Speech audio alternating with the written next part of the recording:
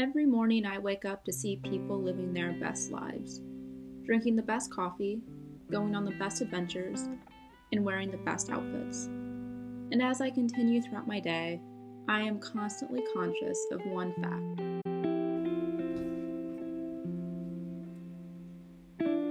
The fact that my life is boring. Sometimes life feels like a continuous road trip, but I'm not driving.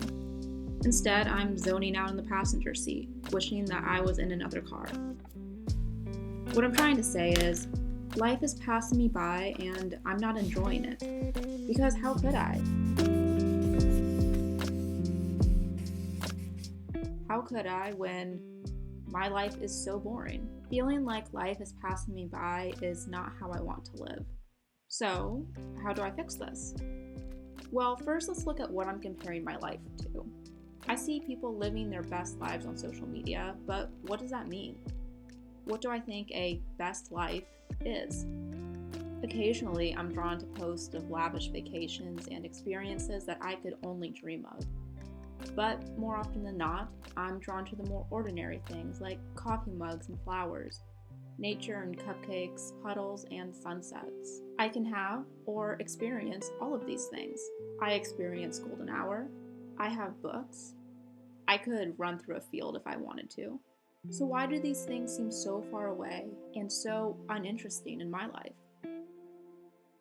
Well, I think I have an answer to that. I believe that beauty lies in the details of life, and we don't have the right perspective. Okay, so let's start with that first part.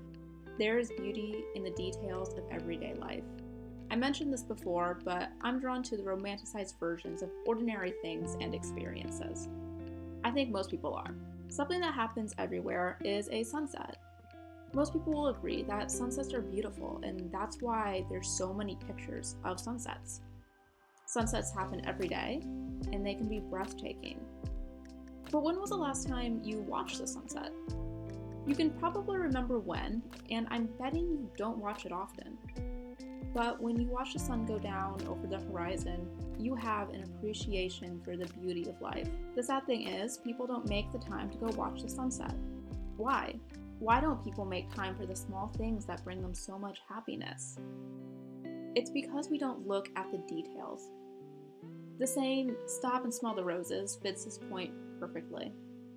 We are always rushing to complete a to-do list, rushing to make a life plan, rushing to work towards goals and dreams. But what if we didn't rush? What if we intentionally took the time to slow down? Okay, let's go back to that car from earlier. Everything looks like a blur when you're driving a car at 70 miles an hour. The only things you can see really well are the roads and the giant exit signs. But when you slow down, you start to notice more details. Whatever is next to the highway doesn't look so much like a blur anymore. If you want to appreciate the details, you have to be able to see the details first. Okay, so you might be thinking, okay, Olivia, I slow down. Every morning I make the time to have a cup of coffee, but it's not the same as the coffee I see on Instagram. So let me ask you this. When you make your coffee, what details do you put into it? Do you drink your coffee from a mug that you think is ugly? Does your coffee taste mediocre at best? If your coffee tastes bad and looks bad, it's going to be hard not to want the Instagram coffee. Now, I'm not saying that money can buy happiness, but sometimes putting the extra effort into the details can bring happiness. So, next time you make your coffee, drink from your favorite mug and put effort into the taste of your coffee. An easy way to do this would be to buy a different type of coffee next time you go shopping. But remember, money doesn't buy happiness. You can buy the most expensive coffee in the cutest coffee mug and still not be satisfied with it.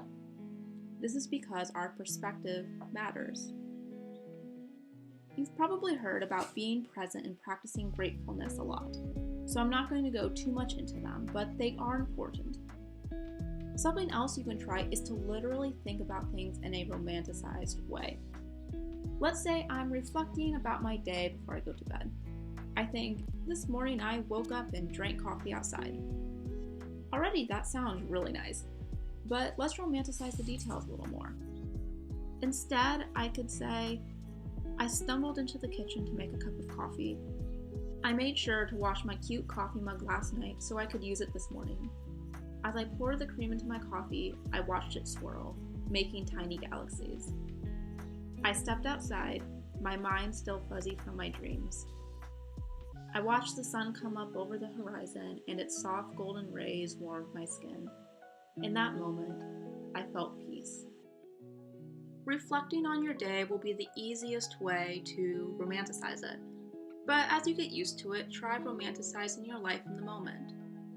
To help you get into this mindset, try writing poetry or a short paragraph about something you do every day.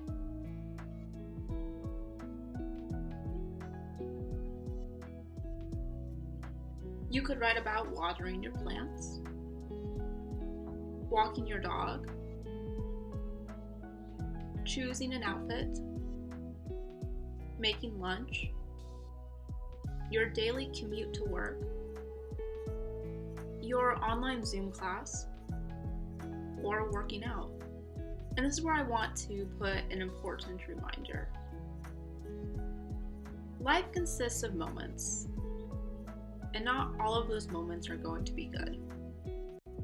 There are things that happen in our everyday lives that aren't pleasant, no matter how we think about it. It's easy for us to see the majority of moments as bland and ordinary. Sometimes moments are bad, and only rarely do they seem to be good. My point in this video isn't to take the bad parts of life and say, just be happy. Instead, I'm saying we should take some of those bland and ordinary moments and make them good. So, the next time you're rushing through life, I hope you remember to stop. Watch that sunset, enjoy your coffee, smell the roses, because life is too beautiful to just be a blur.